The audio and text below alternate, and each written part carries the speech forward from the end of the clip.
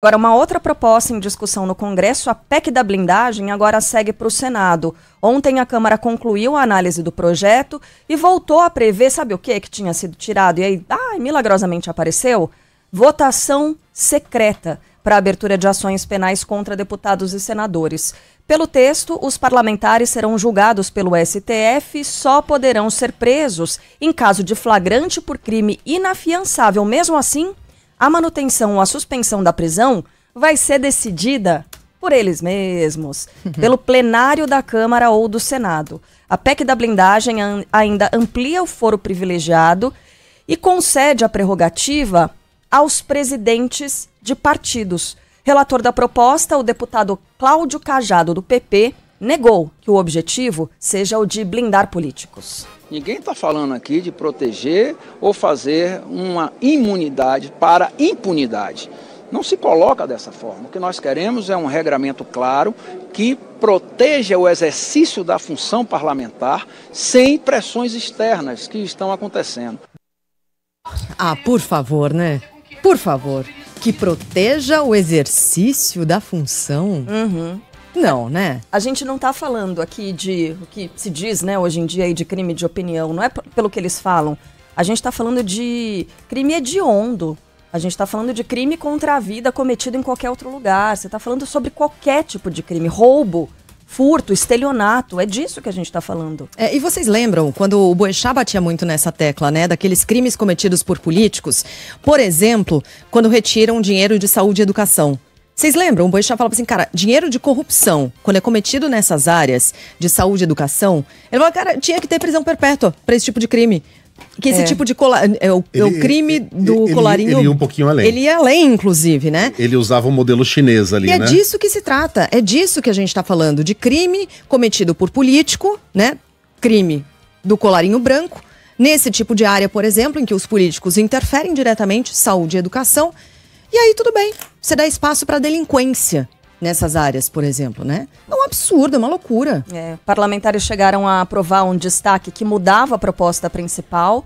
A emenda acabava com o voto secreto, né? Agora citado, para que deputados e senadores autorizassem os projetos judiciais, mas isso não durou nem 24 horas, viu? E graças a uma manobra legislativa, o voto voltou a ser secreto. Os críticos da PEC, como o deputado Pedro Uczai, do PT, dizem que a proposta deve chamar a atenção do crime organizado, que pode atuar para eleger políticos.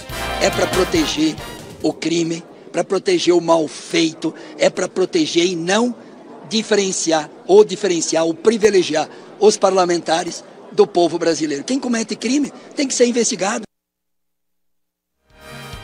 Bom, e aí temos Nicolas Ferreira. O Nicolas Ferreira foi à tribuna e pediu para que nós nos acalmássemos, porque pode ter certeza absoluta que parlamentares que cometam crimes serão sim responsabilizados. O outro deputado ali, ele acha que por conta dele falar mais calmo, que ele vai colocar as minhas palavras melodramáticas como se fossem um crime. Nossa, olha o crime que o Nicolas cometeu. De dizer que se algum deputado cometer algum crime, nós iremos fazer com que ele se responsabilize por isso. Não foi isso que aconteceu, por exemplo, com a Flor de Lis? Cometeu um crime e nós decidimos, de fato, a perda, a cassação do seu mandato.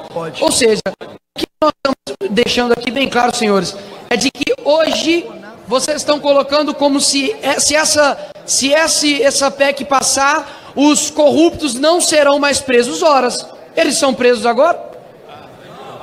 Então pronto, então assim, não tem mais o que dizer. Pelo menos com esse tipo de votação faz com que impeça a chantagem em cima dos deputados que querem colocar bandidos e criminosos na cadeia.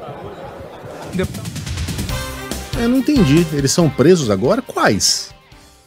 E se tá funcionando, se eles estão sendo presos agora, por que a gente tá criando blindagem para esses caras que estão sendo presos agora? Né? Garante o Nicolas que esta casa, o Congresso Nacional, terá a responsabilidade de mandar os seus para cadeia quando crimes forem cometidos. Olha, no caso da Flor de Lis, era uma deputada de pouquíssima relevância que cometeu um crime que, vamos combinar, né? Que aí nem mesmo o corporativismo de Brasília seria capaz de livrar a cara da Flor de Lis. Agora, o Orengo trouxe uma informação para nós ontem. Essa regra que está sendo aprovada agora na Câmara dos Deputados, ela já esteve em vigor no Brasil, né? E enquanto esteve em vigor, houve mais de 200 pedidos do STF para que deputados e senadores fossem investigados. Mais de 200. Quantos foram aprovados? 1. Tá? Mais uma vez, a história não vai nos ensinar nada? Não obstante, Nicolas Ferreira garante que os próprios deputados não serão corporativistas e eles próprios tratarão de punir aqueles que delinquirem. Você acredita nessas palavras? Bom, o partido dele votou em massa, em peso, 100% pela PEC da blindagem. Mesmo partidos de esquerda ofereceram alguns votos. Sim, a esquerda não votou em maioria, em massa, a favor dessa barbaridade. Mas mesmo partidos de esquerda ofereceram alguns votos para esse troço. O PT, por exemplo, deu 10 votos a favor da PEC da blindagem. Eu repito, os únicos que se salvaram ali inteiramente foram PSOL e PCdoB. Eu vou até colocar o Partido Novo, que tem 5 votos, e votou... teve um voto ali que foi uma abstenção e 4 votos contra o projeto. Mas, infelizmente, esses partidos não têm a força sozinhos para barrar um desejo em massa de um PL, de todo o Centrão. Nicolas Ferreira foi um daqueles que votaram também a favor da PEC da impunidade. E vem com esse papo para boi dormir. Ô, Nicolas, a gente é meio bobo, mas não é completamente idiota, né? Bom, no Senado, a PEC da blindagem não deve ter vida fácil. O aviso é do presidente da Comissão de Constituição e Justiça, Otto Alencar. Não estou falando como presidente. Como senador da República, é o meu repúdio a essa emenda constitucional, o meu protesto. Acredito que foi uma falta de cerimônia e uma falta de respeito ao eleitor, ao povo brasileiro. Bom, o presidente do Senado, Davi Alcolumbre, decidiu pela votação mais lenta da PEC da blindagem. A PEC recupera o texto original da Constituição de 1988, que foi alterado em 2001. Enquanto esteve em vigor, do total de 254 pedidos para processar políticos, apenas um foi autorizado pelo Congresso, tá? De 254, esse era o número. Apenas um foi autorizado pelo Congresso. Eu fui generoso para baixo, né? Eu falei mais de 200, tá certo, mas 254. E agora, com voto secreto, a gente não sabe sequer quem é que votou. Bom, dá para saber que praticamente a gente não vai saber quem foi que votou. Não, tô fazendo uma conta errada. Não, é uma impunidade, a partir de agora é uma impunidade garantida e a gente não vai ter nem o direito a saber quem votou a favor da impunidade. Exatamente. Como disse aqui o parlamentar, né, do PT, o crime organizado pode se infiltrar no Congresso Nacional, porque a gente já viu, né, em investigações recentes, o crime organizado atuando no mercado financeiro de forma, né, muito presente. Será que isso pode acontecer no Congresso Nacional? Será que já não está acontecendo e pode acontecer ainda mais no Congresso Nacional? Vamos saber então sobre a fala do presidente do Senado, Davi Alcolumbre, que mandou essa proposta diretamente para a CCJ da Casa, o Gabriel Marques. Vai trazer mais detalhes.